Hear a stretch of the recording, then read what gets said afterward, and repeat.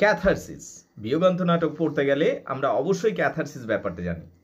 যখন একটা বিয়োগান্ত নাটক দেখি, আমরা প্রধান চরিত্রকে কষ্ট পেতে দেখে আমরা প্রচুর দুঃখ পাই, ভয় পাই এবং আমাদের চোখে জল ঝরে পড়ে বা কান্না বেরিয়ে আসে।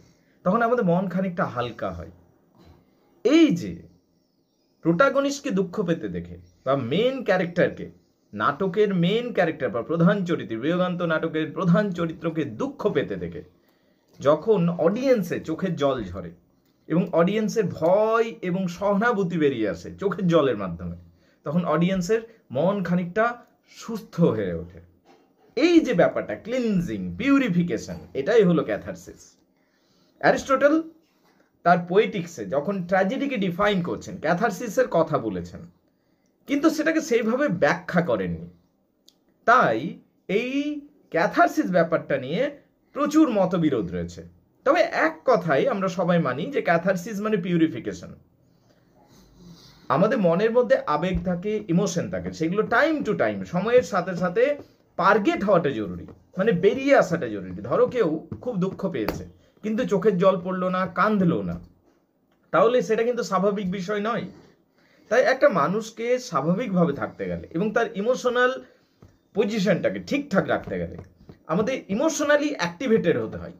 যখন আমরা বিয়োগান্ত নাটক দেখি এবং আমাদের চোখে জল ঝরে এবং আমরা দুঃখ পাই, আমরা ভয় পাই এবং চোখ থেকে সেটা জল ঝরার মাধ্যমে আমাদের ইমোশনাল সাইকেলটা রিঅ্যাক্টিভেটেড হয়ে যায়। ঠিক আছে, এই ব্যাপারটাই ক্যাথারসিস।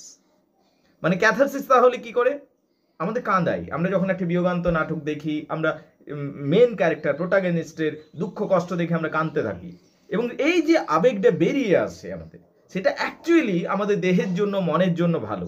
এই বিষয়টাকেই ক্যাথারসিস বলা হয়। আমরা যদি ইডিপাস দেখি, ইডিপাস হলো সেখানে মেন ক্যারেক্টার। সফোক্লিসের লেখা ইডিপাস যদি আমরা পড়ি, সেখানে ইডিপাসের সাথে যা কিছু ঘটছে তা কিন্তু দেখে সমস্ত অডিয়েন্সরা ইডিপাসের জন্য দুঃখ পাচ্ছে। ইডিপাসের কথা ভেবে অডিয়েন্সরা নিজের চোখের জল ফেলছে। এখানে কি অডিয়েন্সের প্রপার ক্যাথারসিস হচ্ছে। So catharsis is an interesting term, কিন্তু এটার মাল্টিপল মিনিং রয়েছে। এক কথায় বলতে গেলে, don't take it in a wrong way, you need to go to toilet and you need to go to bathroom to clean your body, তোমার দেহকে পরিষ্কার করার জন্য you need to go to toilet and bathroom. in the same way, একইভাবে তোমার ইমোশনটাকে বের করা দরকার। ইমোশনটা যখন বের হতে থাকে তখন প্রপার সাইকেলটা অ্যাক্টিভেটেড হয়। এই যে ব্যাপারটা, দিস ইজ কল্ড ক্যাথারসিস। এটাই হলো ক্যাথারসিস, যেটা ইন্টারেস্টিং।